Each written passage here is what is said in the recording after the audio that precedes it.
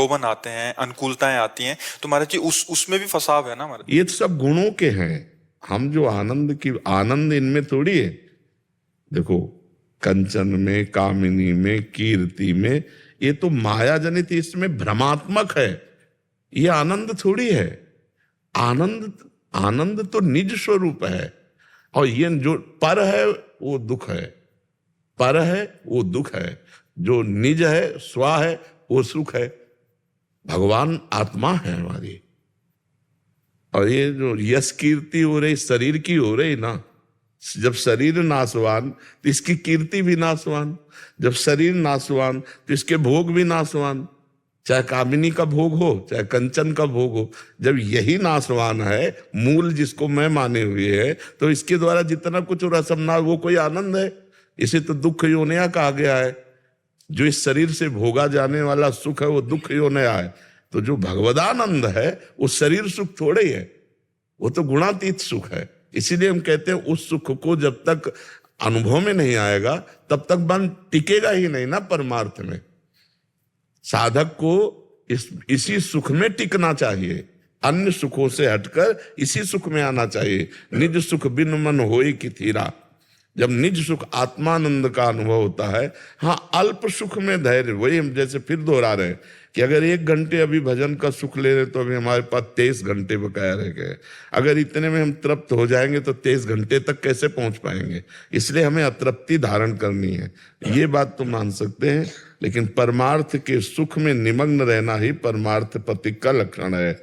नहीं तो वो फिर विषय सुख में चला जाएगा। मन बिना सुख के टिकेगा नहीं।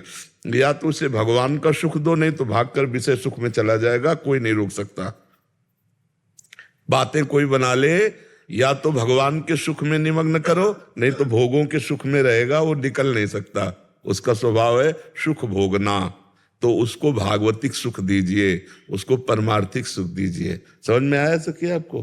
वैसे अगर ये अध्याय का श्लोक का होता तो पूरा बहुत बढ़िया इसकी चर्चा है कि मैं उसका श्लोक का और अध्याय नहीं लिखकर आ पाई हूँ। पर जी जो आपका एक श्लोक था वो मैंने सर्च किया था अभी, उसका अर्थ आता है निष्पाप, उन तीनों गुणों में सत्गुण तो निर्मल होने के कारण प्रकाश करने वाला और विकार। देखो, तीनों गुण की बात है ना। वो सुख के संबंध से और ज्ञान के संबंध से अर्थात अभिमान से बांधता है। हाँ, ये बिल्कुल, मतलब ये बिल्कुल परमात्मानंद के अलग बात है, एकदम त्रिगुण के अंतर्गत बात। तीनों गुण। हाँ, इसी में ऐसा था कि आलस्य में और वैराग्य में अंतर करना मुश्किल हो रहा है इस समय पर, कि सही मायने में वास्तविक वैराग्य हो रहा है भक्ति से, या आलस्य है चीजों, सांसारिक चीजों में जो मेहनत लगती है और उस मेहनत से बचने का एक आलस्य, उसमें नहीं, इसमें एक बात है देखने की, हमारी रुचि नहीं है पर हमारा कर्तव्य है उसका पालन करना है। एक होता है कि हम सांसारिक क्रियाओं में रुचि रख करके हर्षित होकर करते, एक होता है हम उदासीन होकर के हमारी रुचि नहीं है पर हमारा कर्तव्य है। अपने कर्तव्य का पालन करने में वैराग्य रुचि का अपहरण कर लेता है।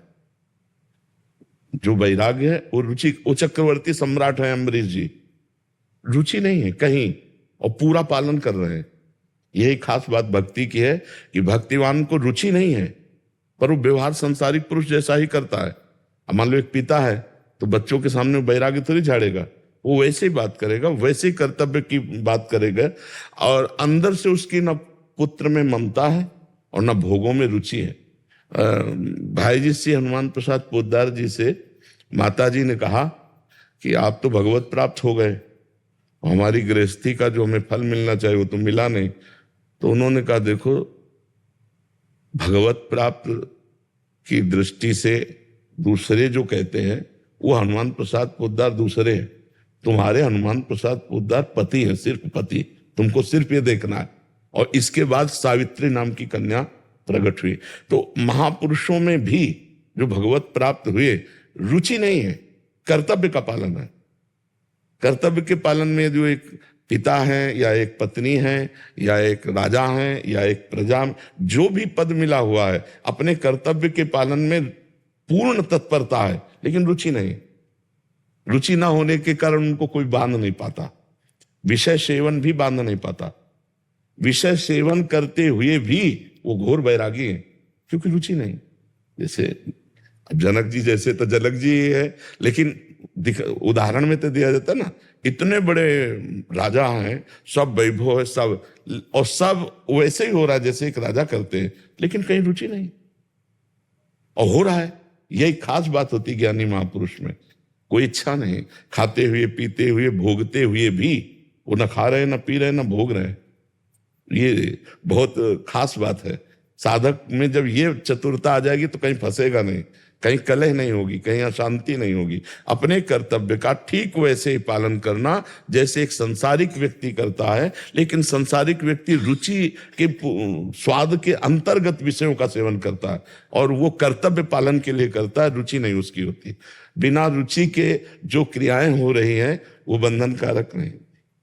जब रुचि होकर के उसका कर्तृत्व भाव, भोक्तत्व भाव, वही बंधन कारक। अहंकार विमूढ़ आत्मा कर्ता अमिति मन्यते, बस तभी बंधन होता है। तो वैराग्य का लक्षण है कि ये नहीं लक्षण है कि हम सब कुछ छोड़ करके बैठ गए, नहीं नहीं, जो जहां है करता। अब जैसे हम निवृत्ति मार्ग परक है, तो हमको भी आना पड़ा समाज में कि नहीं आना पड़ा सेवा में। हमारी रुचि, अगर हम सुबह से उठ 1 बजे 12 बजे जैसे उठे और हम लगातार भजन में, तो वो सुख, और ये छोटे छोटे हिस्सों में 2 घंटे सत्संग, इसके ये फिर ये फिर ये फिर ये, अब इसमें हमारा सुख नहीं है, इसमें समाज का सुख है। हमारा सुख जो आत्म सुख है वो किसी साधन से घटने बढ़ने वाला नहीं, उसका अनुभव, और उसके साथ किसी से मित्रता नहीं और किसी से शत्रुता नहीं, और सबसे व्यवहार है, लेकिन रुचि किसी से नहीं। सब हमारे भगवत स्वरूप है और रुचि किसी से है नहीं। हमारी रुचि है परमात्मा में। अब वो क्या निर्देश करके करवा रहा है, बस हो रहा है, वह हो रहा है, ऐसे हो। अब ये कल से बंद हो जाए तो हमारा ये थोड़ी होगा कि अब समय कैसे कटे, क्योंकि हमारी रुचि नहीं थी। अब हमारी शरीर में रुचि नहीं, ये कल छूट जाए तो कोई परेशानी नहीं।